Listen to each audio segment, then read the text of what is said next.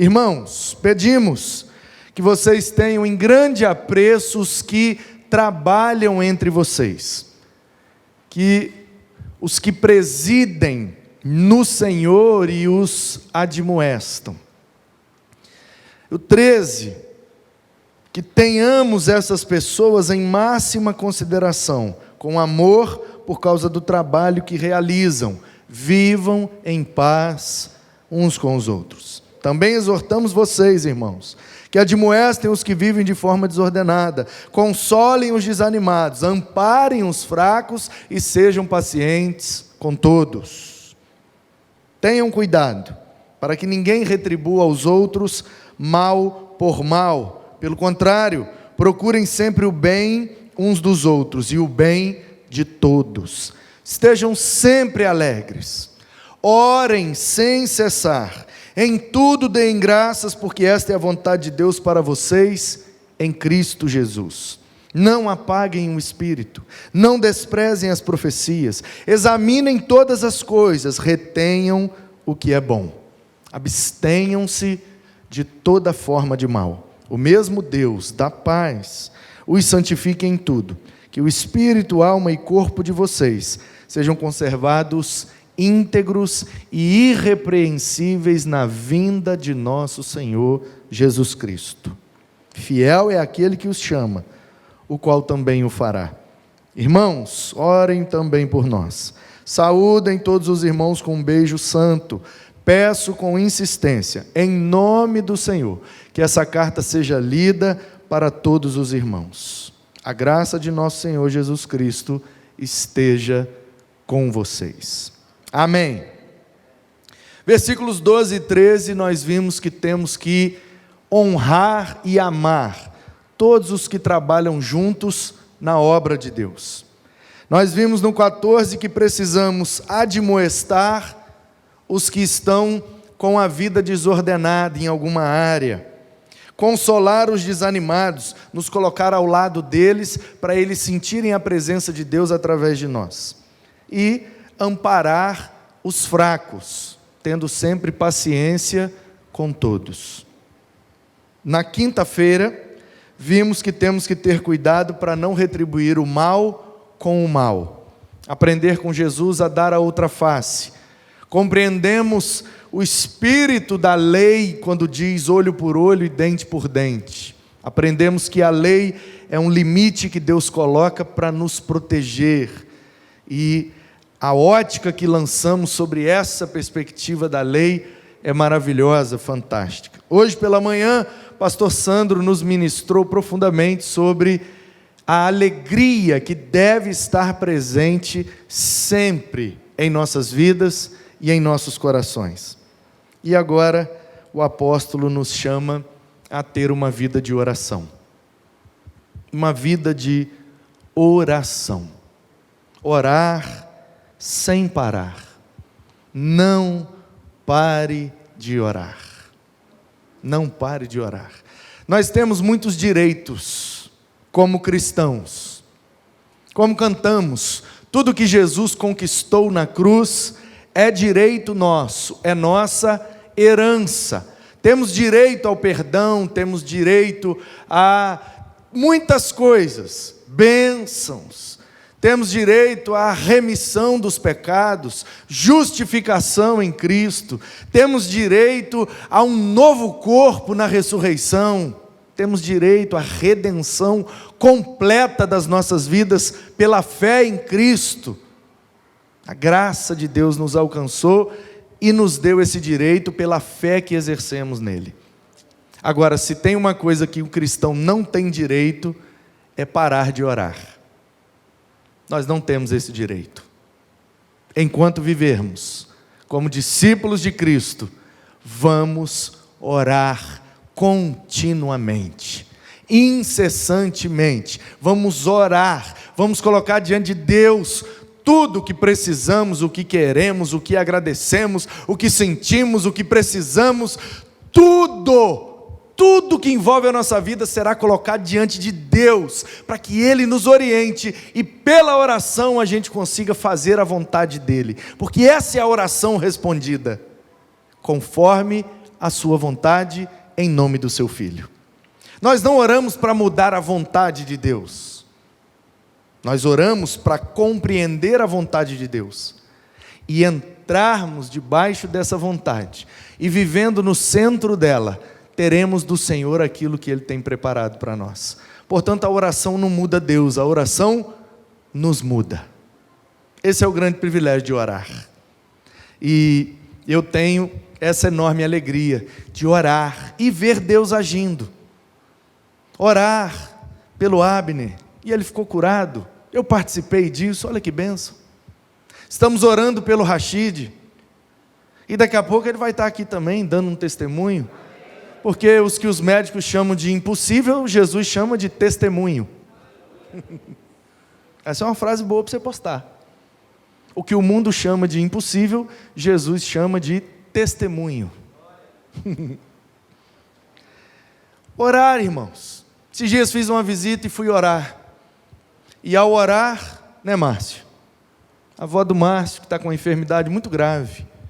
E para os médicos, não há mais solução. Ok, pode ser que para o corpo dela realmente, e esse corpo tem prazo de validade, e pode ser que para o corpo dela, este corpo corruptível, não há mais solução. Mas há uma solução. Ela, crendo em Cristo, naquele dia ressuscitará juntamente conosco e ganhará um novo corpo, um corpo ressurreto, que habitará na eternidade junto conosco. Então tem solução sim, e nós oferecemos Jesus para a dona Júlia, e ela aceitou Jesus, louvado seja Deus. É muito bom quando a gente ora, e a gente se torna meio que intermediário entre o Deus do milagre e o objetivo do milagre. Orar pela conversão de pessoas e vê-las convertidas. Orar, irmãos, orar. A gente não pode parar de orar. Pastor, mas e se tiver tudo bem comigo? Está tudo bem, está sobrando dinheiro. Você pega o que está sobrando e bota ali para ajudar a gente a fazer o telhado aqui da quadra. Amém?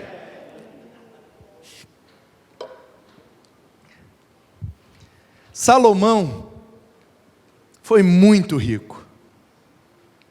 Foi rico porque primeiro ele herdou uma herança muito boa. Davi deixou grandes recursos financeiros, porque ele juntou recursos para construir o templo, e não era um templo barato. Alguns estudiosos fizeram um cálculo, claro, levando em consideração as dificuldades e as adversidades daquele mundo, daquele tempo, com o material que Salomão usou para fazer o templo, 950 anos antes de Cristo, portanto quase 3.000 anos atrás, Salomão construiu um templo com todos aqueles materiais muito caros. A gente vai botar uma pedrinha de granito hoje, é o zóio da cara. E o templo do homem que tinha colunas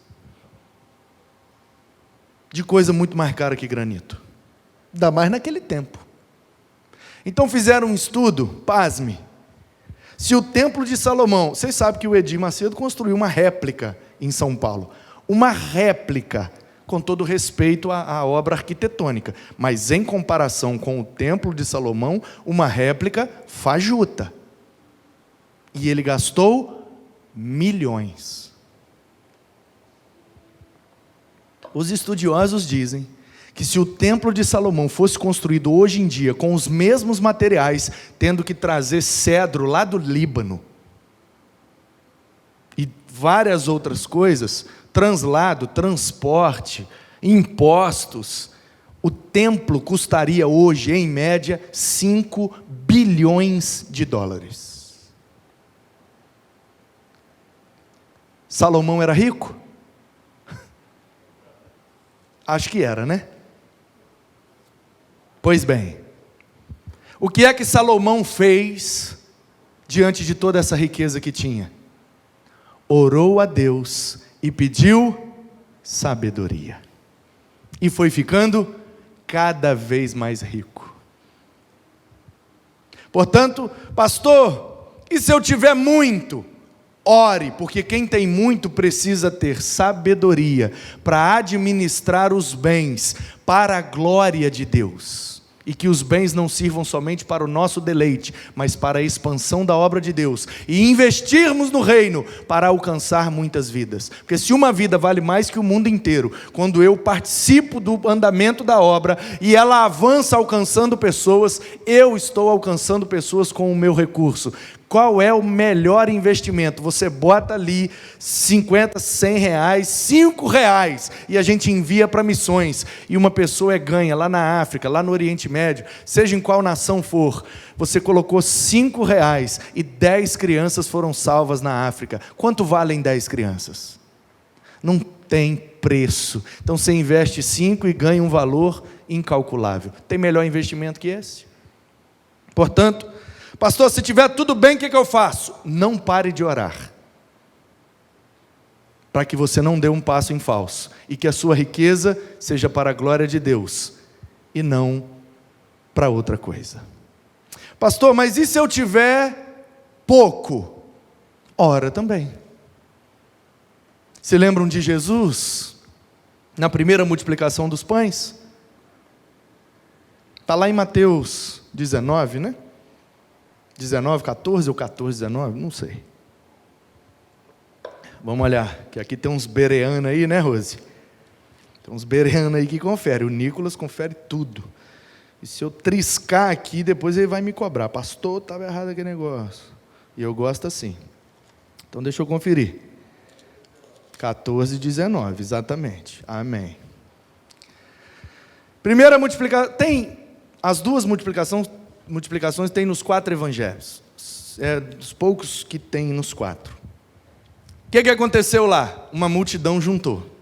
Jesus está ensinando. O sol está se pondo. Os discípulos incrédulos chegam e falam: Senhor, vou mandar essa multidão embora, porque não tem como dar comida para todo mundo. Ainda que a gente tivesse 10 padarias aqui, não tem como. E aí Jesus pergunta: o que é que vocês têm? Eles falam: nós não temos nada. Tá, mas e eles? Será que eles não têm nada? Aí eles saíram procurando. Aí acharam um menino, né, um jovem, um mancebo. Porque dos 0 aos 12 é criança. Dos 12 aos 30 é jovem, mancebo. Dos 30 em diante é adulto, varão. O cabelo ficou branco, é ancião. Então, um jovem, entre 12 e 30 anos, não sabemos a idade dele, mas devia ter entre 12 e 17. Porque eu acho que esse menino estava em fase de crescimento. Porque ele foi para o culto e levou 5 pães e 2 peixes ainda de sobremesa. Fase de crescimento, só pode ser. E aí trouxeram: Jesus, o que nós achamos foi isso aqui, ó, 5 pães e 2 peixes. Olha a quantidade de gente. Por alto aqui, Senhor, tem pelo menos aqui 5.000 cabeças. Então nós temos pouco. O que é que o texto diz? Tomando os 5 pães e 2 peixes, erguendo os olhos ao céu, Jesus os abençoou e distribuiu. Jesus pegou o pouco que veio na mão dele e fez uma oração, abençoando aquele alimento, e repartiu. O texto diz que todos comeram, se fartaram, e ainda sobraram 12 cestos cheios de pedaço de pão. Quantos cestos? Quantos eram os discípulos? Não está escrito. Mas eu imagino que Jesus estava olhando para cada um e dizendo assim: ó, agora vocês vão carregar cada um cesto para largar de ser incrédulo.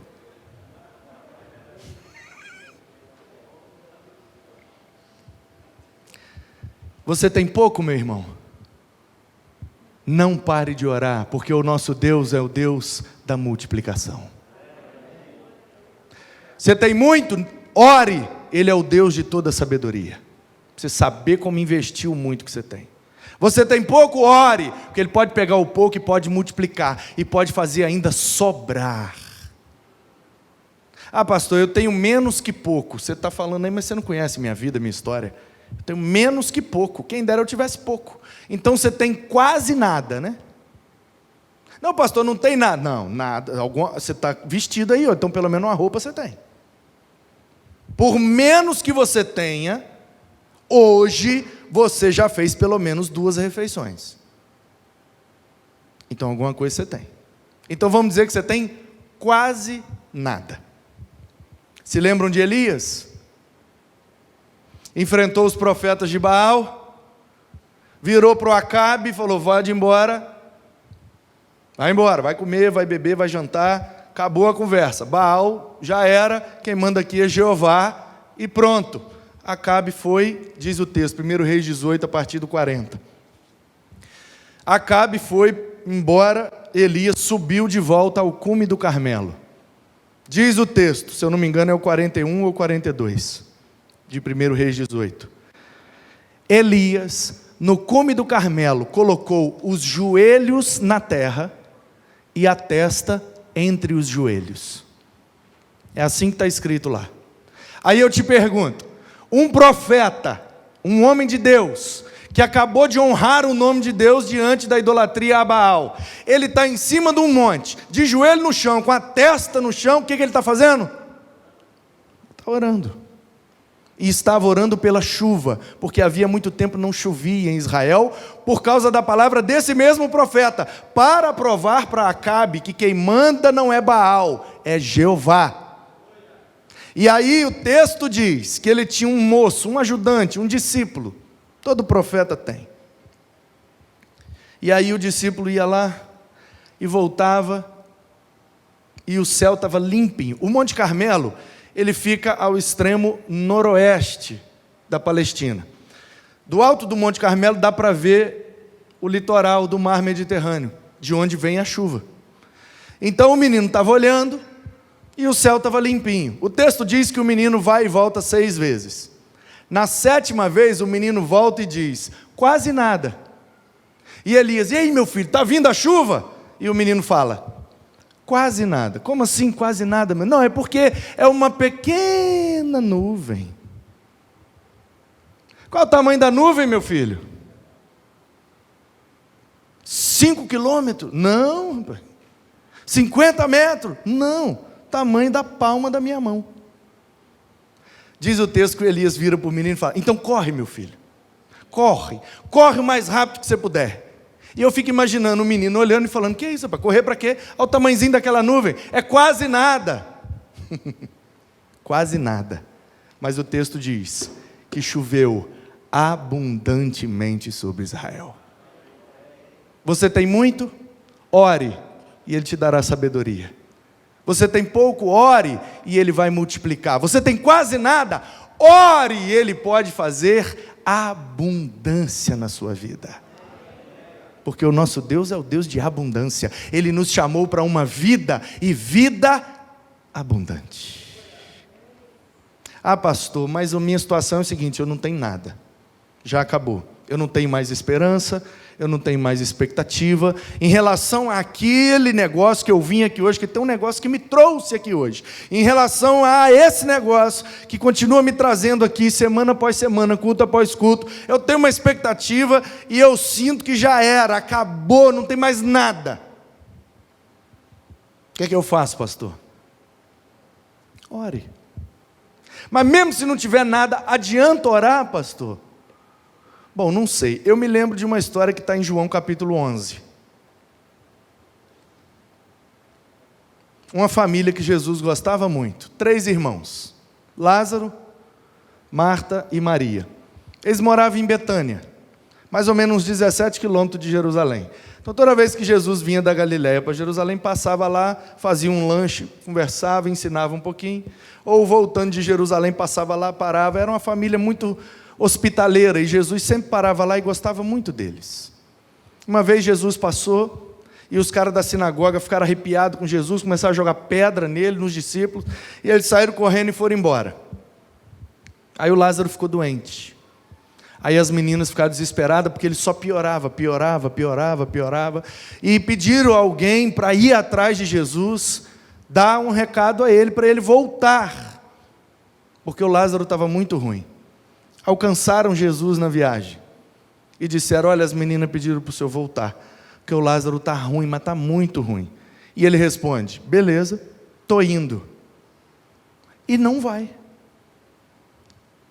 Passa um dia, não sei quanto tempo passou, até que ele morreu. O que eu sei é que depois que ele morreu, passaram-se 4 dias. Porque até o terceiro dia, na crença na crendice judaica, até o terceiro dia dá para ressuscitar. Depois, nem Deus pode. Aí ele chegou no 4º dia, de propósito. Eu falei pausado para você entender que esse termo tem um duplo sentido. Ele chegou atrasado de propósito. Jesus nunca se atrasa. Ele tem propósito. Portanto, quando parece que ele está demorando, fica tranquilo, é porque está chegando perto do propósito dele. Ele só faz as coisas de propósito. Ele não é igual a gente que faz as coisas sem querer. Não, ele só faz de propósito. E aí alguém grita, lá na entrada de Betânia, uma pequena vila com cerca de 200 habitantes. Jesus está entrando! Aí o texto diz, João 11, mais ou menos por volta do versículo 20. Marta e Maria estavam em casa, você conhece as duas, né? A Maria é de boa, tranquilo, paz e amor. A Marta já... tarja preta, né? Aí a Maria, o cara gritou, Jesus está chegando! A Maria fez, oi! A Marta já estava lá na rua, correndo atrás dele. Chegou na entrada da cidade, 21, 22, por aí. Senhor, se o Senhor estivesse aqui, meu irmão não tinha morrido. Aí Jesus, é mesmo, minha filha? Morreu, então foi? Morreu. Mas eu sei que se o Senhor pedir ao Pai, Ele te concede. Aí Jesus perguntou para ela, você crê? Ela disse, eu creio. Ele, então você vai ver a glória de Deus. Bora para o cemitério. Você sabe que o cemitério naquele tempo, eles não cavavam e enterravam as pessoas. Aproveitavam os buracos, nos barrancos, nas encostas, ou cavavam mesmo buracos, enfaixava a pessoa toda, tipo uma múmia, jogava bastante perfume, botava lá dentro, tampava com uma pedra. Esse era o processo de sepultamento naquele tempo. Então chegaram lá e a gente já está ali pelo verso 39, 40. E aí diz o texto que Jesus chegou lá e falou, tira a pedra.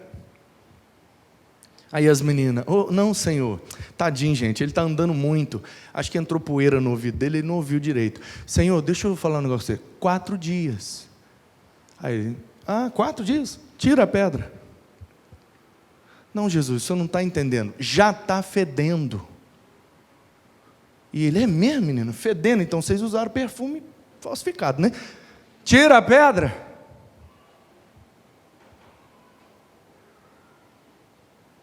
Eu te pergunto, Jesus acalmou uma tempestade, Jesus andou sobre as águas, Jesus expulsou demônios, Jesus ressuscitou um menino. Ele tinha poder para tirar aquela pedra? Olhar para ela e fazer, e ela rolar, sozinha? Tinha ou não? Por que ele não tirou? Porque o que a gente consegue fazer, Ele não faz. Pare de orar e pedir a Jesus para fazer algumas coisas que Ele já pediu para você fazer. Ai Senhor, tira esse negócio da minha vida, eu já mandei você tirar. Tira você. Ai Senhor, essas amizades eu não quero mais. Então para de andar com eles.